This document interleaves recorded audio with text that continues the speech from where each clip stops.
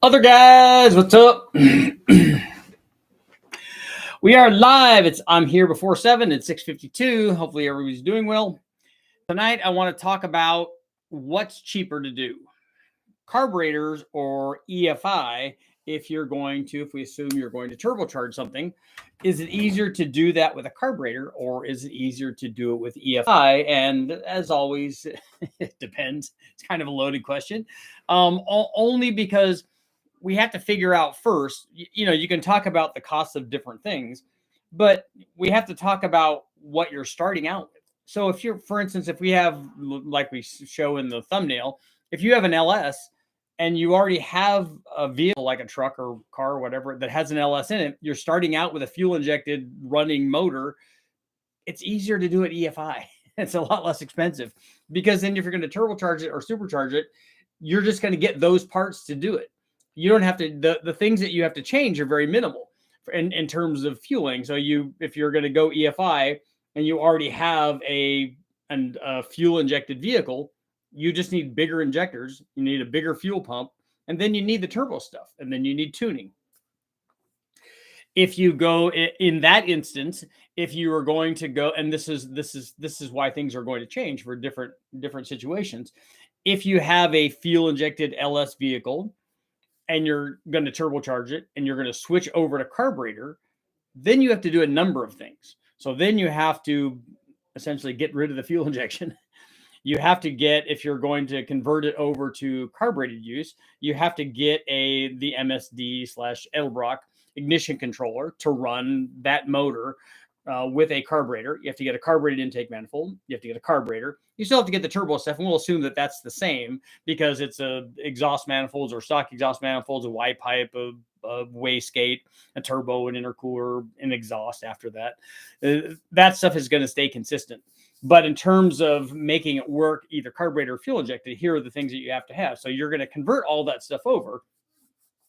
You have to have either one of two things. In terms of carburation, the ignition controller, anymore they have ignition controllers for that have map sensors in them, and so you can run different map programs for boosted and non-boosted applications. That shouldn't be a problem. That should be fairly easy because naturally when you're running it boosted, you're going to want to take timing away because that's what happens. We run more timing NA. So on an LS we normally run, let's say 29 degrees, and then under boost you might only run 20 degrees or even less than that if the boost is higher and the octane is lower. So your timing may only be in the teens or even lower than that, depending on your combination of boost and octane that you're trying to run.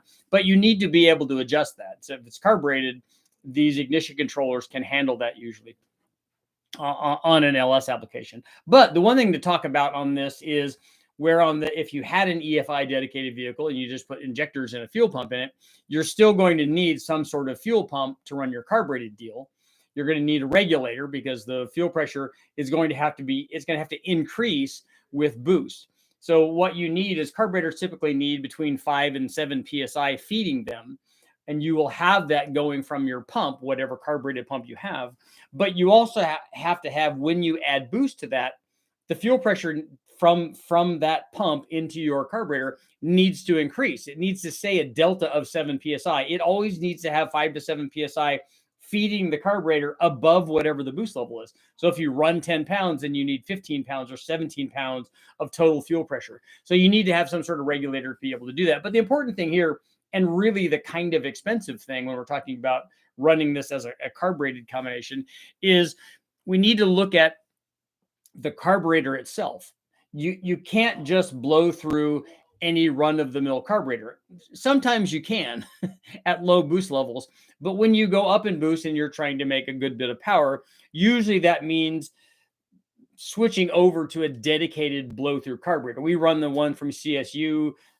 Quick Fuel has some. There are others that are available. The guys at the Carb Shop have some blow-through stuff, and so you need a dedicated blow-through carburetor. And a dedicated blow-through carburetor, in fact, like all carburetors now, we have some inexpensive ones, but a dedicated blow-through carburetor that's going to work properly is not an inexpensive thing. I mean, you're talking about this thing being an $800, $900, $1,000 carburetor. It's not cheap, and that is if you want to have a a bonnet on top of the carburetor and blow into the carburetor. That's normally the way that people do it. It's the way that we run most of our stuff. The other option, and again, another expense, is if you want to run a regular carburetor and not spend the money on a blow-through carburetor, then what guys will do is they'll put enclosures around the carburetor.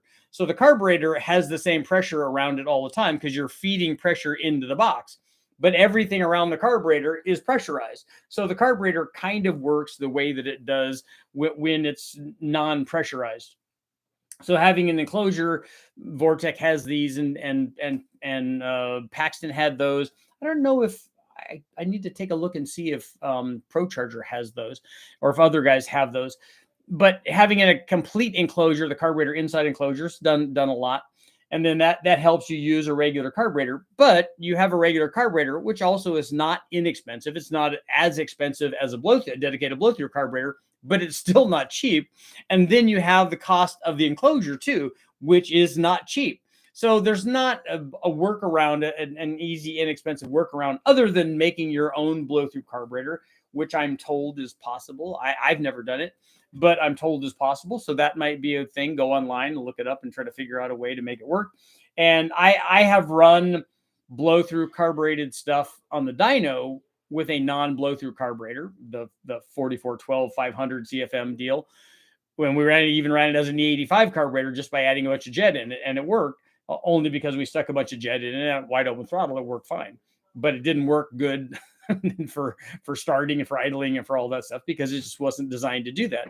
But for what we were trying to do, just to get through the test, it worked okay, but not something that you'd want to use to go drive around. You'd want to do it correctly, and the way to do it correctly is have a dedicated carburetor or have some kind of enclosure. So that's going to be an expense also. So then, lacking having, like, let's say that you were going to the wrecking yard to get a motor to run in a vehicle that you don't have fuel injection on. It's like you don't have an LS powered truck, you don't have an LS powered Camaro or Corvette or whatever your deal is, a GTO. You don't have that. You're just going to the wrecking yard, you're going to get an LS and then take a look at that. Then we have other things that we need to look at. So you either need to get the complete motor with the harness, with the ECU, and then be able to run that, and then be able to modify that so that you can tune it. And the other thing is when we were looking at the turbo combination before, once you put a pump and larger injectors, the tune is not inexpensive. So if you have the ability to do your own carbureted tune, which some guys can, you can change jets and stuff, that they understand that a little bit better than they understand how to manipulate a factory ECU using one of the available tuning softwares. You have to be able to do that. You have to understand it. And also it's an expense. You have to buy that. You have to buy credits for that. So it's not an inexpensive deal. Same thing happens if you go to the wrecking yard and get a motor. Now you have to get the factory ECU. You have to be able to tune it. You have to make the factory NA version work with boost. Sometimes it's a little more difficult than we want it to be. Luckily, guys like Matt over at Sloppy have a bunch of tunes that you can put in there. They have, he's got the, hey, use this injector and this pump and use this turbo and use this cam, and it's the don't BS me deal, and you could put that in there, put the tune in there, and it probably works pretty well. So he has taken the guesswork out of some of that stuff. And it's nice to be able to get a tune like that and just put it in and have it work. But again, it's more, you need to be able to hook up a factory computer. You need to be able to put all that in your Camaro or C10 or whatever you're swapping that thing into. You need to be able to do that. A lot of guys can't do that. And so when they go to the wrecking yard and get a motor, they're like, okay, well, I'm not going to run it fuel injected. I'm going to buy the long block. And then I'm going to go the route that we talked about earlier. I'm going to put an intake, a carburetor, and the pump and the controller and put that on.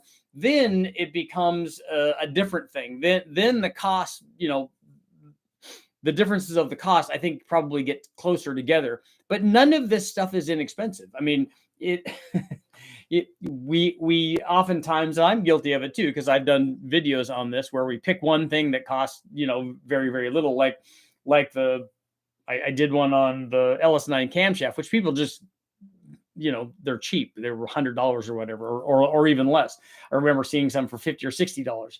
The problem is it's not an ideal cam, especially for a Gen 3 motor where you got to change a bunch of stuff. For us, we didn't have to do that because we don't care about what we didn't have to use the crank sensor on it. So we just put it in there and it works. It works just fine.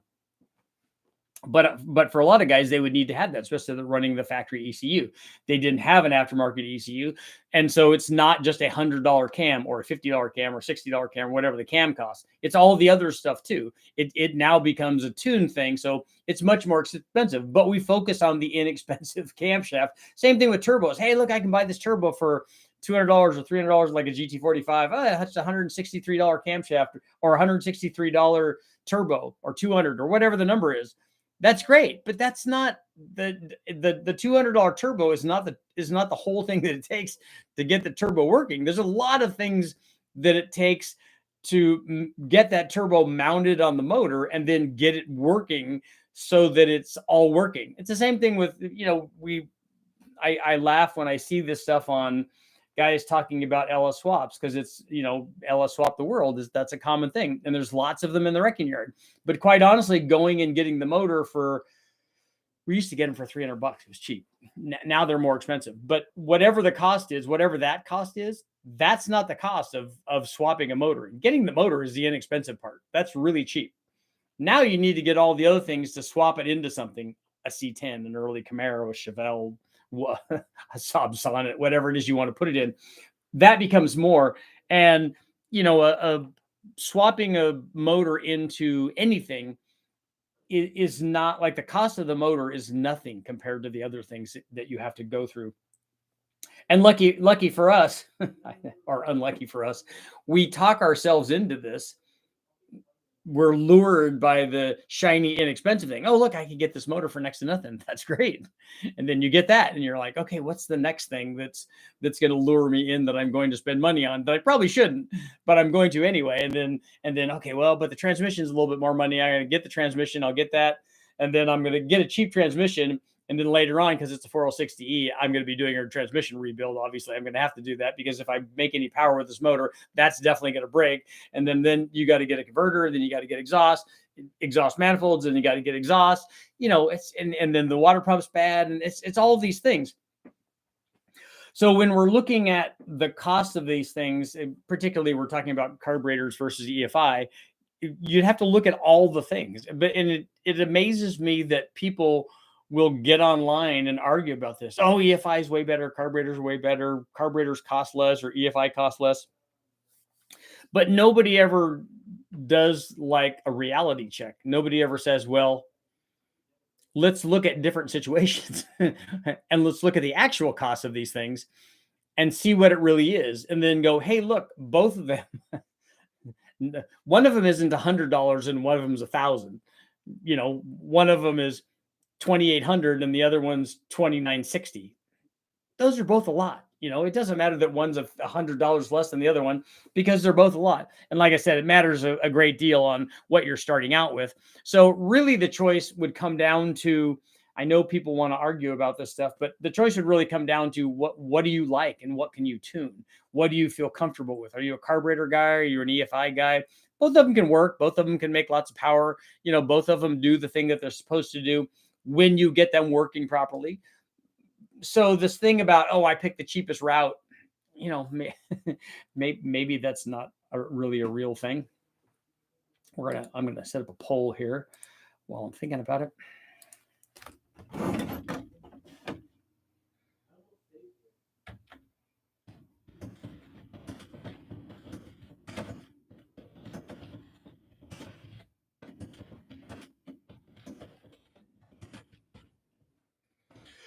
Okay, who'd rather run a blow? Well, let's say this. Let me rephrase this. Would you rather run a blow-through carb than blow-through EFI? Carb or EFI?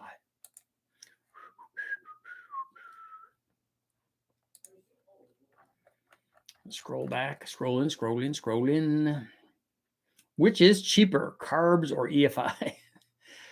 Neither one. Nothing's cheap anymore. Specialty, Tommy, Eric, Jet, James. Both can be equally expensive or cheap. Tuning a carb is harder. And for some it is. For some people it's not. It's I know if I was talking to Brule, first of all, he's much more a fan of NA motors, and he's much more a fan of carbureted motors. Although once Eric sat down with him and said, "Hey, look, all you have to do is push this button, and you just add fuel and you subtract fuel, and you put the O2 sensor and put it in closed loop and just move the throttle, and it program in the air field that you want, and it just goes and does that all by itself." He's like, "Oh, that's actually pretty neat," and it is. And the thing that people think is harder and easier, and I had this conversation with a gentleman that's an amazing welder and an amazing engineer and an amazing machinist. And he's like, "Yeah, but all this stuff is so easy." I'm like, "Yeah, but it's easy for you because you're really, really good at what you do. But it would not be easy for me. Not because I don't understand the concept of it, but because I haven't had decades of, being a machinist. I haven't had decades of TIG welding aluminum. I haven't had decades of making mistakes on both of those things and then learning how to do it properly. I don't have that. And if you don't have that, it's not very easy. It's just like, I was a avid skier a snow skier for a really, really long time. And when I was young, I said, I'm going to learn how to do flips. I was always a freestyler and stuff. And I had an older brother who was very good, still is, and got to ski with him a lot. And my younger brother also very good. And so we'd always ski and race, and all of us buddies would get together and play roller derby, do all the things that we did. But I decided, what I'm going to do? This was in junior high. I think I'm going to learn to do flips. We're going to go find jumps, which we always look for anyways. So I'm going to learn to do flips. And then after I did it, I'm like, this is, because I could always do that on, I was fairly athletic gymnastically and diving and all that stuff. And so doing flips on that stuff off the side of a board or whatever, none of that was ever hard. And so I thought, well, it should be easy on skis. I'm just going to do that. And then we did it. And I'm like, yeah, this is really easy. But then in talking to other people, like that were on in the ski school and stuff, talking to them, I'm like, yeah, you just try it. It's easy. It's not hard at all. And they're like, no, it's not. It's not easy. For you, it's easy. And in that particular case, it seemed like it was. It seemed like all I had to do was try it. But and the same thing with this machining. And it's the same thing with turbocharging. Like I've run, I don't know, over the period of time when I've been dyno testing and I don't know how many turbo things I put together. But after you've done lots and lots of them, you're like, oh, you're just hooking the exhaust up and going to a turbo, and then you blow through and then good things happen. But it's not that way. And it wasn't that way the first time I did it. The first time you did it, you're like, this is a little scary. I don't know if all this is going to work out right. I think it's going to blow the motor up. But then after you do it and the timing is right and the air fuel is right, you're like, this just works. I mean, you run the motor and the motor works good and everything's okay. And then you take timing out of it and you add fuel to it, you put boost in it, and like, hey, it works really good. But it wasn't like that. It wasn't like that at the beginning. You can never O2 sensor a carb exhaust to have a relative air fuel. Well, why can't you run an O2 sensor on a blow-through carburetor? I don't understand that. Just wanted a turbo and LS with a carb, even though it's backward. Yeah, I've run lots of blow-through carbureted stuff. It works good. Bunty, what's up? Taylor's in the house. James. An LS swap was originally a cheap way to get a V8 with working EFI. Yeah, if you got everything and you could hook that up, that's good.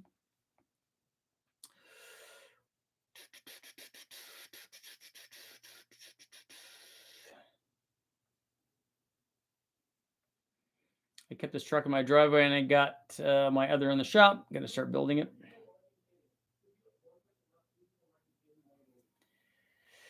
Yes, I know twos, but Jetson setup is going. I like boxing in a carb too. And I've run those both ways. I've run it as a bonnet going into the carburetor and blow through carburetor when we run the CSU stuff, and also as an enclosure in the Vortec. The one thing I can say about the enclosure is we could run which was nice. We just run, and back then when we were doing this, the last time I did it, we ran it with a Mighty Demon carburetor way back in the day, and it worked fine. The thing I don't like about the enclosure is when you have to adjust it, you have to take it all apart. And so changing the jets and stuff is more of a chore like that. Like the bonnet going on top of the CSU carburetor, you can just take the bowls off to make jetting changes, or in the case of the CSU carburetor, adjusting when the boost reference power valves activate, because it's just a spring load and it's just a screw that you turn. It would be cool if that was external. Then you could just do it, and the jetting was external too. That would be awesome. That's one thing I liked about the carburetor that we had, that had the Percy's adjusted jet deal externally. It just made adjusting the carburetor, the primary and secondary circuit on that. That wasn't the blow through carburetor, but when we were doing NA stuff, external adjustments are really nice because it makes it a lot faster. Otherwise, it's taking the bowl off, spilling fuel everywhere, and putting it back on, making sure that it doesn't leak. Changing at least one gasket when you tear it. If the nice thing about the carburetors at West Tech is that when we're doing it, the bowls come on and off so often that they don't have enough time to stay on there and seal and tear. So usually they come off pretty easily. But if we get one that hasn't run in a long time and we take it off sometimes, but they have a bunch of replacement gaskets. But it's a lot easier if it's all external. And then it's really easy if it's an EFI. You just add fuel or subtract fuel just by pushing a button. That's even better. Those are the easiest jet changes. Ouch for $1,000 carburetor. Yeah, carburetors are not cheap. Good ones are not. Richard, have you ever seen the old Vortec Igloo carb enclosures? Instead of a blow-through carb, they just put the entire carb in a box. Yeah, that's what we were talking about. I use a pitot tube for my turbocharged bike. Makes a big difference in tuning. Don't hear much about that. We run extension tubes off of the bowl vents, and that's pretty common in blow-through carbureted stuff. Blow-through carbs are old school tech from the 60s. Yeah, I don't really agree with that statement. EFI kits are relatively cheap these days. Box carbs were the way most DIY cars did it 30 or 40 years ago. Carbs cost more. Sounds like a headache to try to keep it cheap with carbs. You can do EFI for cheap, but it will be ugly. Holly Sniper for the best of two worlds. Well, and that is another option. I didn't think about that. You could do, but it's one of the things I want to talk about. I did have that on my list to talk about, going with a standalone EFI, because some sort of standalone EFI is going to be also expensive. But is a standalone EFI, and it would depend on which one you choose. Like if you use a Dominator or an HP like we do, or a less expensive version of that. I'm wondering if you could get the EFI for the cost of the carburetor. But if you did that, you would also have to have, unless you use a stock truck manifold in the case of an LS and the stock throttle body, you could use that. You still need the injectors and you still need the pump. If you wanted to do the 4-hole throttle body with injectors in it, that's obviously another cost. Mike, what's going on? Just back from the March meet. Draw through double pumper carbs for positive displacement blowers. I was thinking of running a turbo on a Carb 302. Yep, we've done that. +1 for a good tune from a good tuner is expensive. You get what you pay for. Yeah, if you can't tune and you have to take your car in and get it tuned, it's not a cheap deal. In fact, a tune might be as expensive as the carburetor is. A self-tuning EFI setup is less than $2,000. Not cheap, but not that much cheaper than a nice carb and intake setup. Yeah, a blow-through carbon intake is not going to be $2,000. They only self-tune the fuel map. That's true. You really need the dyno for timing. Transient tuning is also a deal. Yeah, the self-tuning thing is not the same as tuning the thing for driving and in all the gears and all the loads and all that stuff. It's just, it doesn't do that. Tuning fuel for wide open throttle is easy. Tuning for timing at wide open throttle is also easy, but the other stuff is harder. I wouldn't bother with an EFI setup that houses the injectors and a faux carby. But you get charge cooling if you do that, which is good. Intercooler tubing can get costly, especially with twins. Cheap turbo is a small part of the budget. Yeah, it's the turbo is next to nothing. What EFI 351 Cleveland in a Bronco? That wouldn't have been a factory one, right? Thanks for making this clear, as Isabel. Dreams cost labor and money. The Saab needs a boast. It does.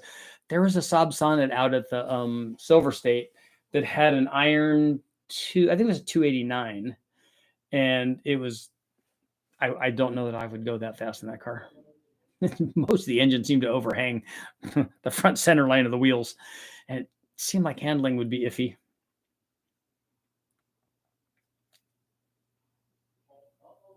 There are a lot of LSs now, but 15 years from now, probably less, right?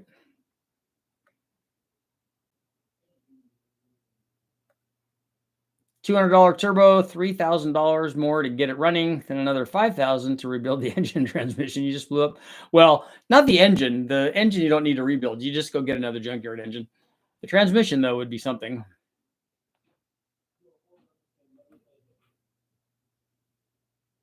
I want to go see GM LS to Ford 6R80. +1 on swap costs, especially unusual ones. LS Miata swaps, for example, are not cheap unless it's a lot of major DIY. I remember I was thinking about doing, because I remember seeing Matt did something with a guy who does the LS swaps in the Nissans. And I thought, that's really cool. I would like to have a 4-door Nissan with an LS in it. And then I'm like, even if I got a good deal on stuff, it's still big money. Then you're buying a nice saw to cut the tubing. Then you're buying a tube welder. Yeah, it does escalate, doesn't it? 350 Chevy motor turned into a 383 with a cheapy carb, turbo 400, and a Mongolian him. It doesn't. It has to be Mongolian. The him can't be anything else.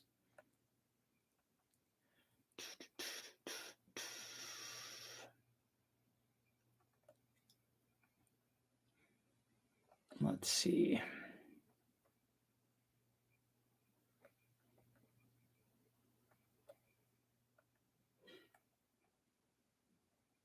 Man, still scrolling back. Here we go. I think carb is a lot cheaper. I picked a $300 LM7 to match my Muncie 4-speed. Then planning to swap into a Nissan Frontier. Nice. Best parts are the ones you get for free. I want iron heads, carbs, so cheap. There used to be a $1,500 swap guide on LS1 Tech in the 2000s.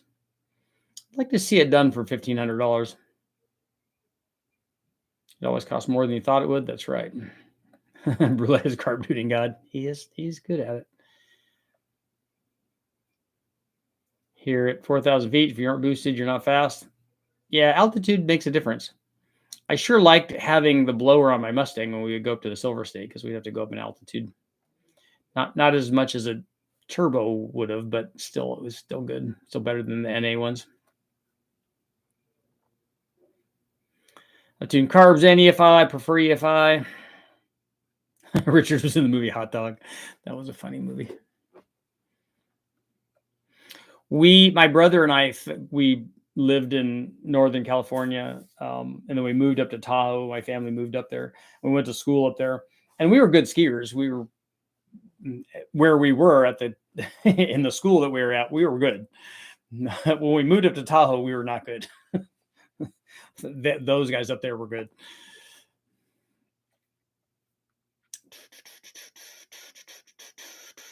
Let's get the likes up, people.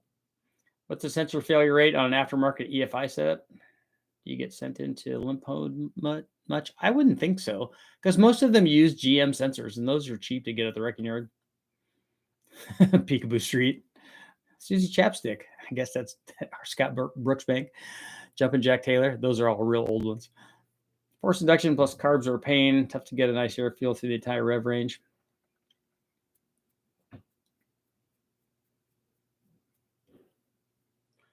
Susie Chapstick. Once I learned the software and cheap wideband O2 sensors came about, I find it a lot easier. Having an O2 sensor is like critical for being able to tune.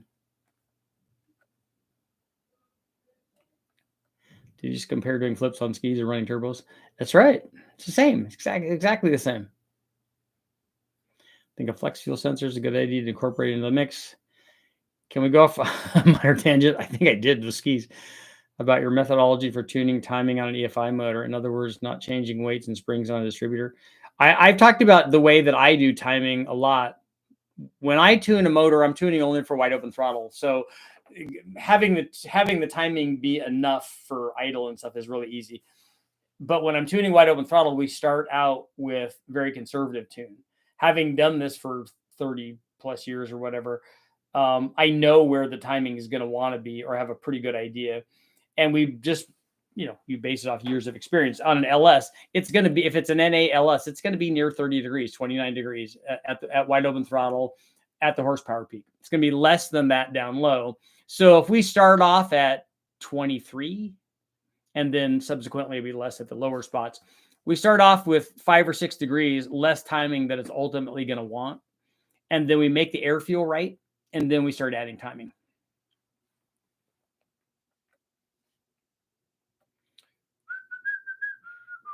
Did you see Finnegan hurt himself snowboarding? Nope, I didn't see that. Just found a medium duty truck with a P pump 5.9 Cummins and 6-speed to swap into my Winnebago. There you go. That'd be a good one for Winnebago. MSD 6 BTM with a boost retard knob, electric trigger distributor stuff. Yep. I had a lot of those timing retard deals.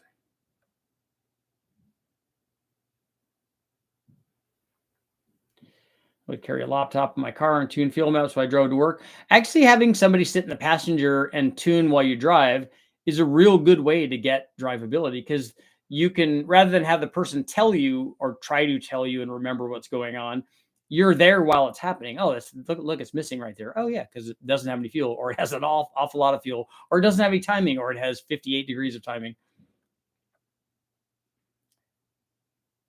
How much power do you think you could support on a blow-through carburetor? I don't know, an infinite amount. Blow-through carb guys can make a lot of power. Richard, have you built a VW motor? I haven't built one. I've worked on one. I'm a VW owner. I had a 73 Super Beetle, and I've done some dyno stuff with them, but not at West Tech.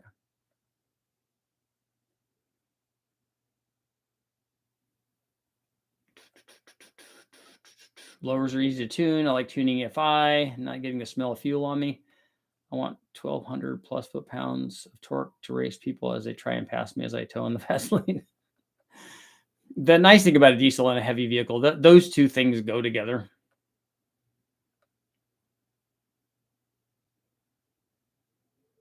It's worth the money having a custom pro-built Holley 4150 or 4500 for your engine and use. Okay.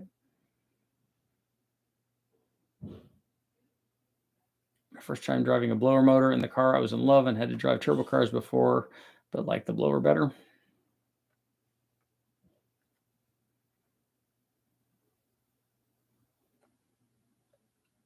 Matt, were you there when I had that VW?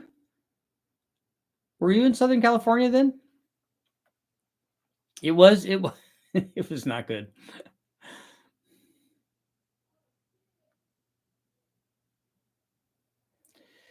My 1085 annular booster 4150 is awesome. Nice.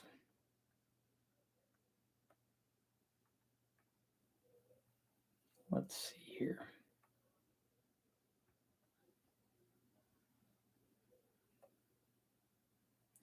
Richard, my trailer's empty, ready to pick up my black truck and pull the engine now, just waiting for weather. Yeah, it's been raining pretty hard lately.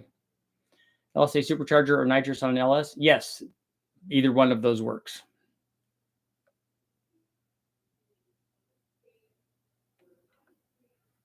Turbos like to get hot and go lean, say goodbye to pistons.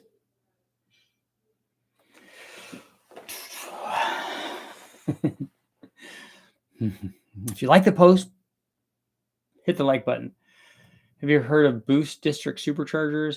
I've heard the name before. I've never done anything with them.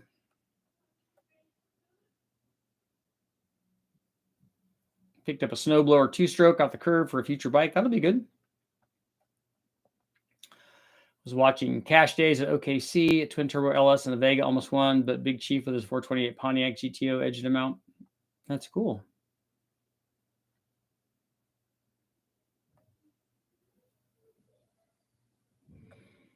Could barely get in the van because my wrist being messed up. No, that's bad.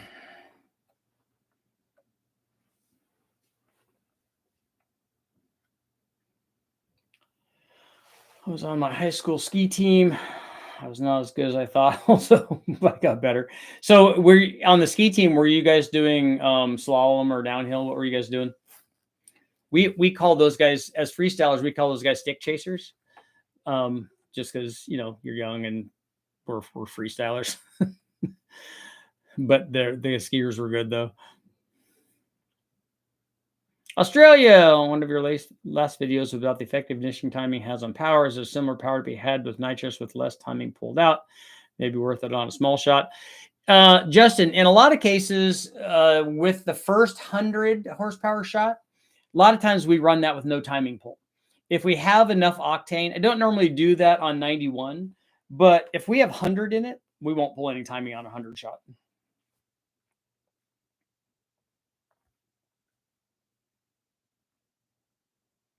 Do you have the passenger modified by 1% or 5% at a time? I can tell you, I can tell you a funny story. Because when I was doing stuff at West Tech for a long time, I didn't do any of the tuning. And we had people there tuning, and Eric and Ish are fantastic. And Tom was great too, and Ernie was great. But we had some guys there that would want to go, like when I tune, we'll initially when we're setting it up, we'll just like I'll turn the knob and put it at 3,000. I'll just start rolling into it, and then we'll just adjust it. So, okay, it's lean going in. We'll add fuel. We'll get it to where we're wide open throttle. Okay, it's NA motor. It's at 12. Okay, that's fine. And then we'll go to 4,000. We'll try to do the same thing, and then 4,500 or whatever. We're like, okay, I have a pretty good idea. We'll put a bunch of numbers in there for wide open throttle, because we're not going to roll in at each RPM every time. We just roll in at 3,000 RPM and then release it, and then goes to wide open throttle from 3,000 to 6,500 or whatever. So we do that. And then we do that, and then put some sort of numbers in there. We make a pull, go, okay, look, it's lean here, it's rich here, it's lean here. We add 5 clicks here. We take 5 clicks away here. We put this in it. And then on the next pull, it's like really, really close. I've had guys, while I'm doing this, go in and, so if you look at the map, there's a whole bunch of cells in there. This guy wanted to go in and change each individual cell in the map one at a time. I'm like, stop. I said, we don't have that kind of time. First of all those cells that you're changing, I'm never going to see those. We're never going to be there. Go up, grab all of these, add 5 clicks here, take 3 away here, add 5 here, take 3 away here, and then we're going to do it. But he's like, he was so slow. He's like, okay. I'm like, what? And I don't want to tell people how to tune, because that's not my job. But I had to tell him, look, don't do that. And like when Eric or Ish or when Ernie was there, or Tom, it was like, we got to get this done fast. So just go in and let's put some broad strokes in this thing. Okay. If it's at 11.2, give me 6. Don't do 2. And then we run it, and then we'll do 2 again, and then run it, and then do 2 again. Come on, take a swing at it. Let's get this thing done. We can't spend a lot of time doing that, because we have dyno time's expensive, and we got a lot of tests to do. The tuning part of it is like, this guy was acting like we're tuning it so that this thing could go in a car and run forever. I'm like, we're not doing that. Just get it in the 12s, get it like 12 and a half to 1, and make that happen, and do that in the 3 or 4 pulls that it normally takes. And he didn't want to do that. Let's see here.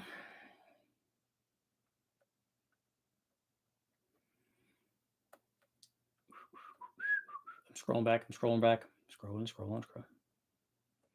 To elaborate on timing question, when you stop adding timing, I would guess you are either listening for knock, pump gas. We're not listening for knock.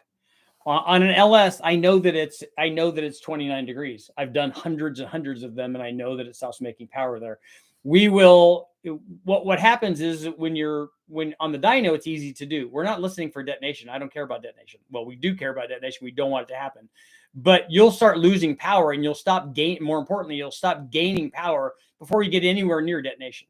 So on an NA motor, if we go from 20 degrees to 24 degrees and it adds a bunch of power, okay, now we'll go to 26 and it's going to add less power. And then we go to 28, it add even less power. Or we went to 30 and it added almost nothing. We go back to 29, it's the same. We go, that's it. That's where it is. When it stops adding power is where you stop adding timing. What did your Mustang have for tuning? My Mustang was an EQ4, and it had a Crane interceptor, which we did a little bit. eventually, the very late in its life, it actually had a couple of chips from Kenny Bell, but it also we had a crane interceptor on it. It had a boost retard deal on it when it had the Vortec on it. It had an FMU on it for a really long time. It had a whole bunch of variations. Richard, my 318 Mopar GT45 turbo car on 85 non-intercooled. Do you think 25 degrees of timing at 10 psi would be a safe tune? Do you know, Brian, do you know what that 318 wanted for timing NA? I have never run one, so I don't know. And is it a 318 Magnum or is it a 318 LA motor? Oh, never saw the VW stuff. Okay. I had to break down and tune, set the points on my Z50 today. Nice. I actually need a hand with that. I need to do, I think I need to do the Trail 90. I think I need to do the ignition on that. You were into Hondas by the time. Yeah, the Honda stuff was good. EFI for the win. Has anyone ever swapped a Yugo yet? Swap an Allison 6-speed. I'd like to try a ProCharger. Nitrous or boost. Overbuilt. You're watching World Bigfoot Central?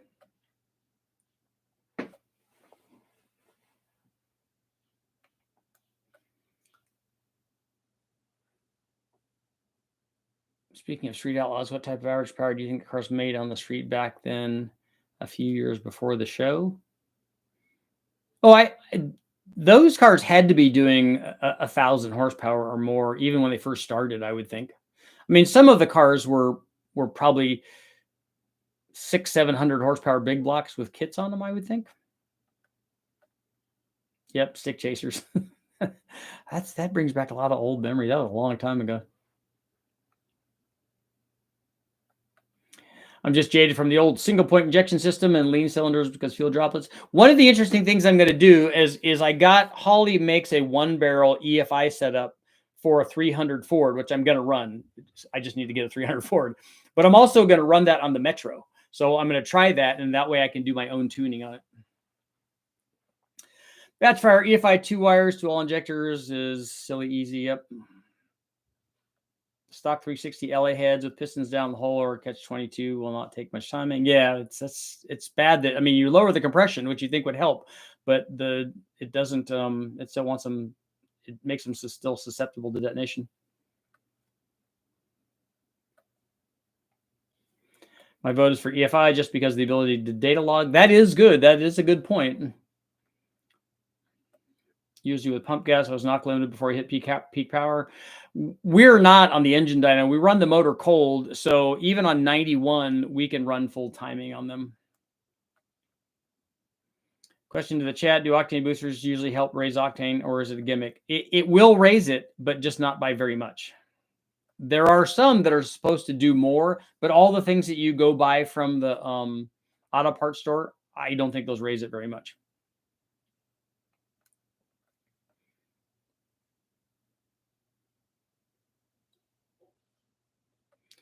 A few thoughts for my CL compass high.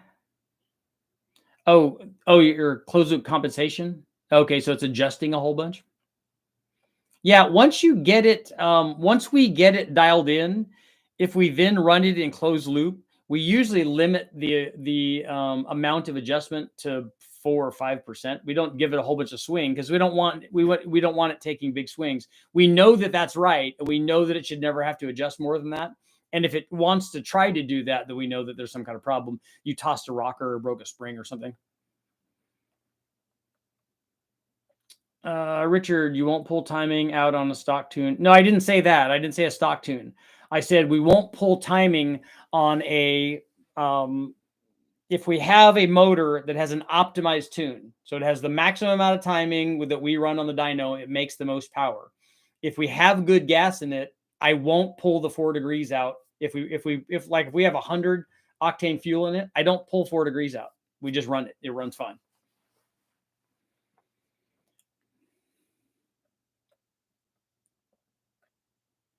Progressive controller for nitrous. I don't know. I haven't used a lot of those. I don't even know if I've run a progressive controller on the dyno. So I would be the wrong guy to ask.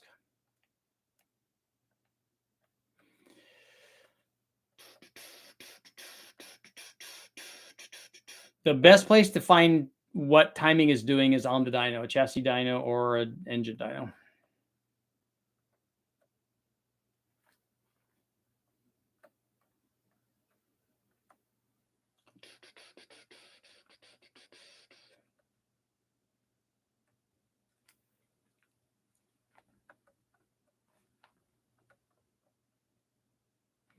I'm scrolling back.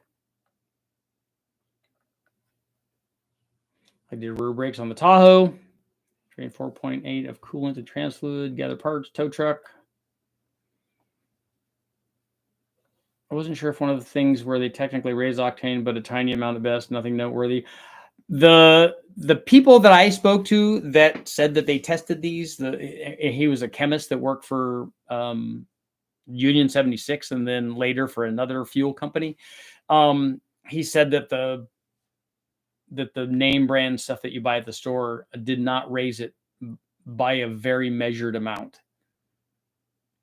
The amount that they raised it was after the decimal point.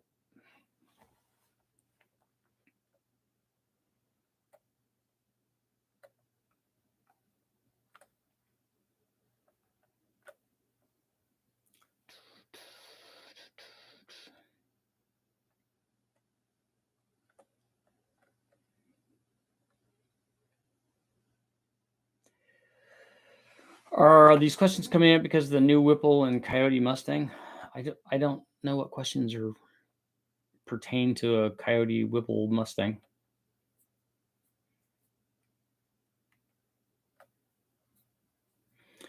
I was tuning a turbo BP with 93 octane pump gas. I would start hearing knock on the deep cans and see pepper on the plugs before peak power. I was talking about NA motors. On boosted motors, I don't go to maximum timing on boosted motors. And I very rarely do I run them on pump gas.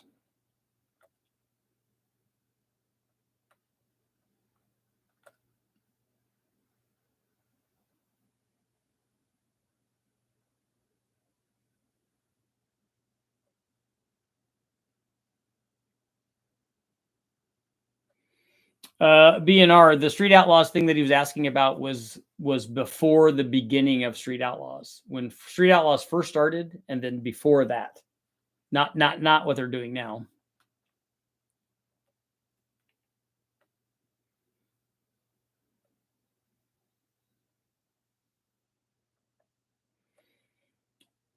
224, what you should do on your 1.8 is put really good fuel in it and find out how much timing it wants. And then you know how much power you're losing from timing by having to run 93, because it's definitely going to be less than it is with race gas.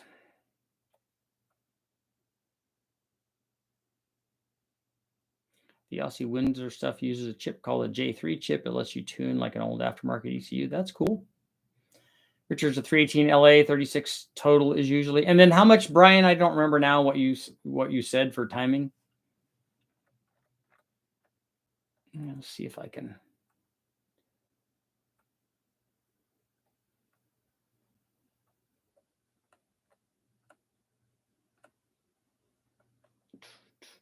I'm scrolling back, Brian. 318 GT45, 85 non-turbo, 25 degrees. So you've taken 10. Yeah, that should be safe.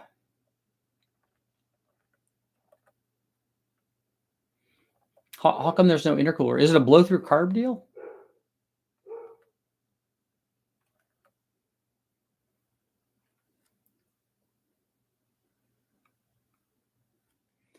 Best to data log on the vehicle on the road for fine-tuning your way quickest, and data log on the road condition for fine-tuning otherwise. Yeah.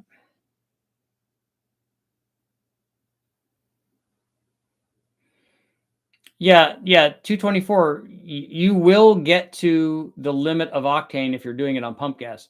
Two things. I didn't think we were talking about boosted motors. I thought we were talking about NA motors. I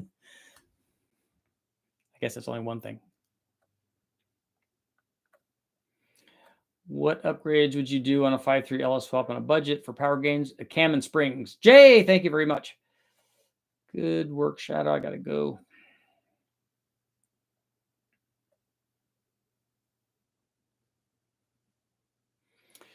Thank you for watching. 68, 97 people. Let's see. On my way to a ski match in high school, I broke my accelerator cable, my 63 VW. And your best friend worked the throttle while I drove. Hey, if you got to get somebody's got to do the cable thing. That works.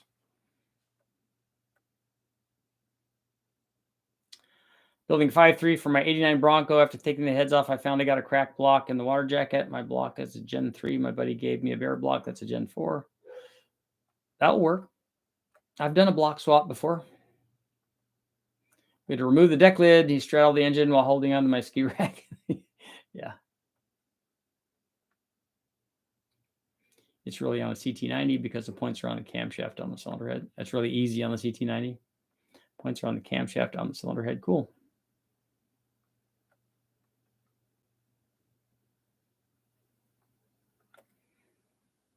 Yeah, 224. You can look at the strap and you can see how far it's going back.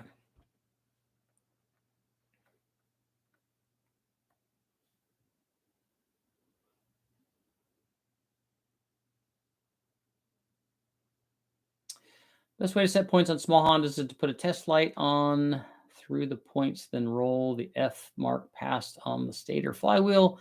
Light should go out when the F lines up. What the F?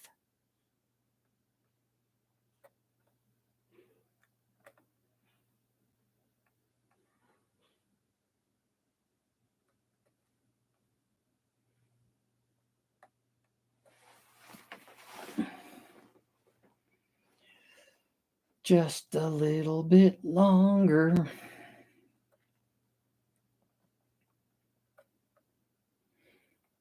I'm scrolling.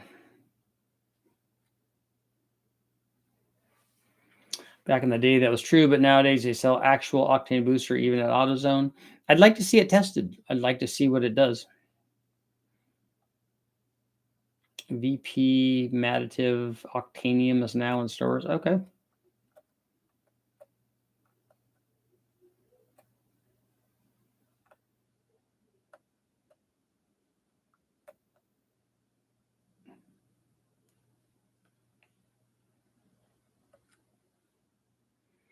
I've been known to add acetone to my low 87 gas, like 1.5 to a gallon.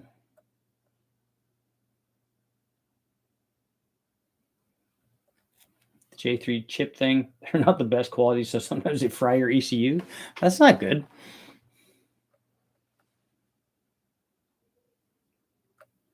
Sorry, this is a dumb question. Would the BTR, there's no dumb questions. Would the BTR truck Norris cam make more power in a 6.2 or would it be around the same as a 5.3? No, because it will make more power because the 6.2 starts out making more power than the 5.3. So you get a gain from the camshaft going from the stock cam to the truck Norris cam. Depending on what 6.2 you have, though, the gain that you get is not going to be as big, not because the cam doesn't work on a 6.2, but because the cam that you have in your 6.2 is already better than the cam that's in a 5.3. The stock cam that's in a 5.3 is really, really mild.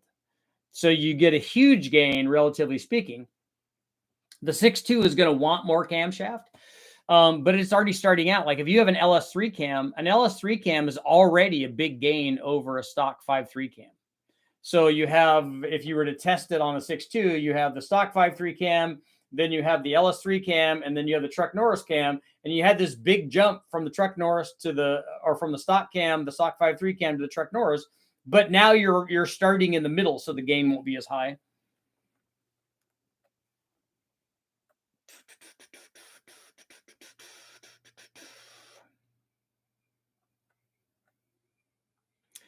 .318 will be blow through an intercooler. I figured E85 would help without the intercooler. It does. It helps. It's definitely a way to go. And if you have a carb, you have an intercooler then. So if you have E85 and it's a blow through carb, you're probably safe on that timing.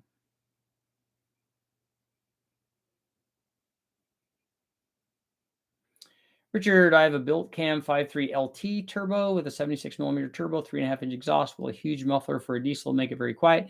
You should be able to put a muffler on there that has even on a 3.5-inch exhaust. It should be quiet on a turbo 5.3.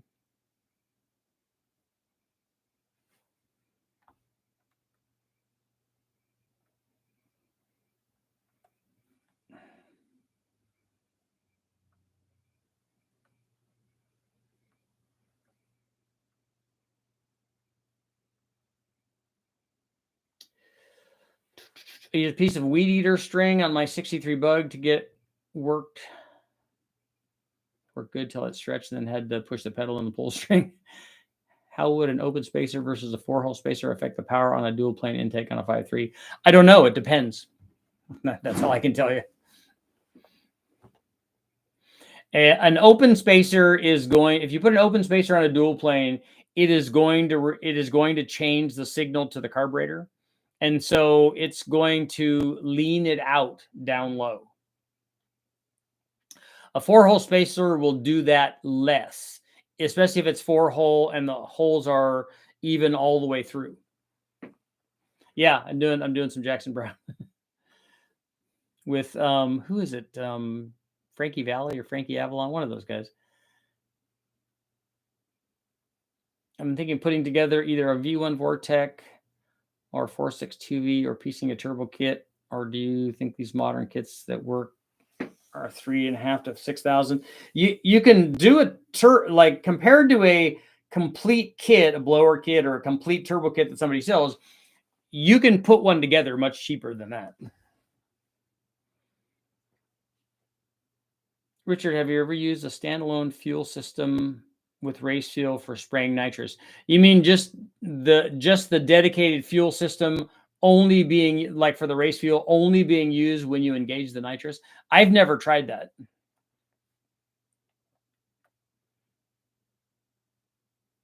My guess is it would be, in terms of detonation suppression, race fuel with race fuel and the nitrous is the best. Pump gas and pump gas is the worst. And pump gas with race fuel going into the nitrous is in between those two. I don't know which way it's skewed more toward the other. And if you're already taking timing away with a nitrous, it's all probably going to work anyways.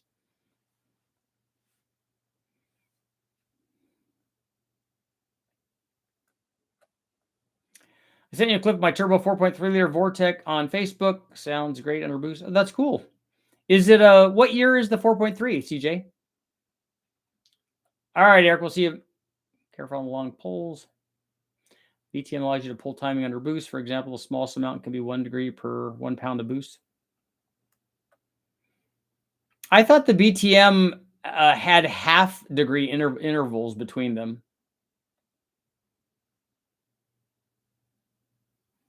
Just build a 555, no boost needed.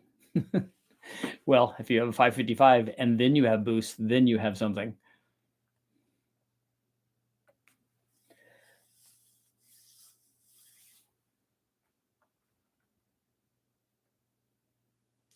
Tim, I don't I don't really understand your question. How much boost E90 to make 400 wheel horsepower on a yeah, I'm not getting what you're asking there.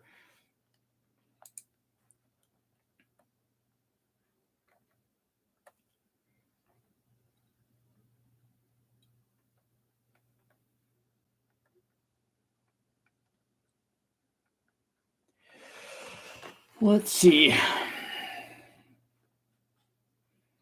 How about a sloppy stage 2B with no torque converter on an LQ4? Not as bad on a 6-liter. Probably not bad. And if you haven't put it all together, maybe put a 4.8 converter or one of these other converters in it. But it's on a 6-liter, probably not too bad. I'm building 65 coupe. I'm building a dark 5-liter small block forward trick flow 11R.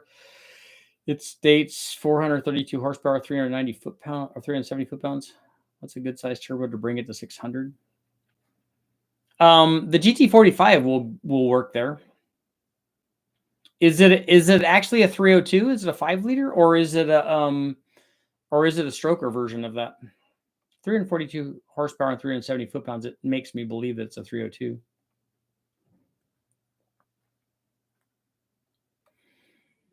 How much lead is in the Octane booster?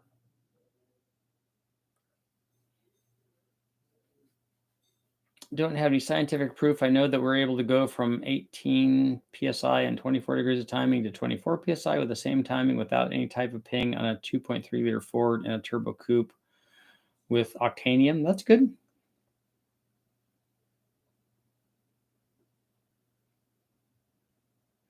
If I had a choice between a Gen 3 LS3, well, there's first of all, there's no such thing as a Gen 3 LS3. And an LS3 wouldn't have 862 heads and a Gen 4 with 243 heads. Which one is a better pick? The do you mean 5.3 instead of LS3? For my Boss 290, I've been intrigued about two TD05 turbos. Is two turbos just making it more difficult for no reason? No, it's, I mean, you have to do more plumbing and stuff, but two turbos obviously look cool.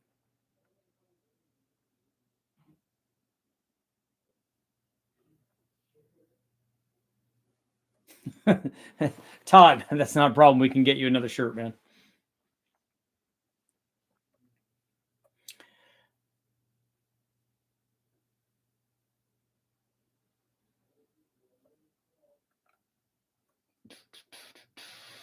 Richard, it's an L92. I'm swapping it into an Impala, so I'm going to ditch the VVT cam. Was thinking Truck Norris. Yeah, that will be a good one to drive around, and it will make good power. Oh, Todd, dude, it's a shirt, man. It's like, I'm sorry that you had a fire. I drove my 82 Mustang with a piece of twine for the accelerator to get to the parts store. I know, you got to do what you got to do. We tried a Vortec at 78 pounds on a 410 autocar. It made 466 wheel and 397 foot-pounds, intercooled. I would never install a centrifugal on another street car again. It wasn't fun. I loved my Vortec and my Mustang, but I had never driven a turbo car or anything before that, though, or not a Mustang.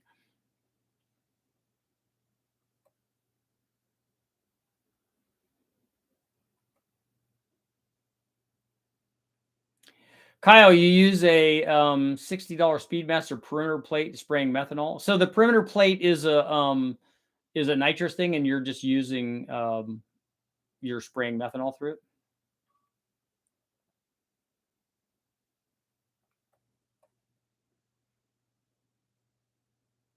I keep getting cut from the live feed when the ads come on. Uh-oh.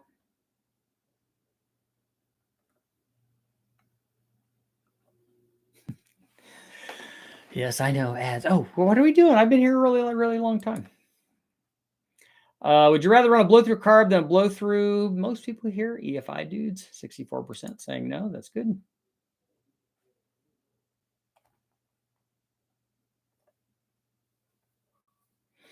I liked my Vortec on my 5-liter Mustang.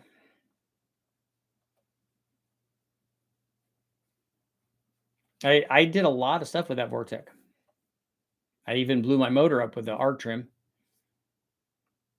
But, you know, you're running, I ran 192 or 193 miles an hour with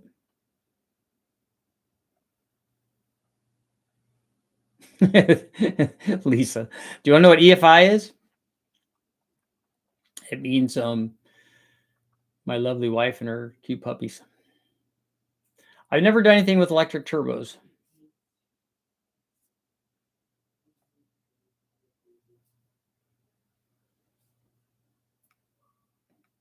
Oh, Dan, that's a good save.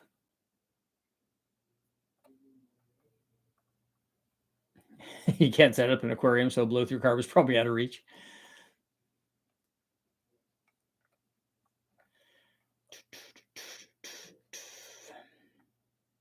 I have, when we were towing the race trailer when I was racing, I have coasted into a gas station. My buddy Jason, I'm like, we could totally make it. We could totally make the next gas station. Dude, we can't make the gas station. We can. Plop, plop. But look, the gas station's right there. We had coasted downhill right in, just like I planned it. Can we all agree that Dart needs to make a tall deck Coyote block to give us 5.8 4-valve variable cam like God nature intended? Well, Ford needed to make more bore spacing on that is what they needed to do.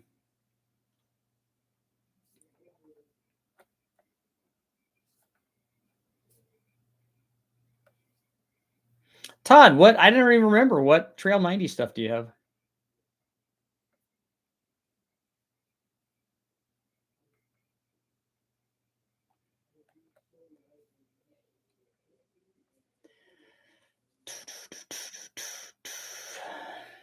I had a Vortec on my E36 M3. Kept banging the rev limiter because it pulled hard. Yeah, with more RPM. They do like RPM motors. They like RPM motors.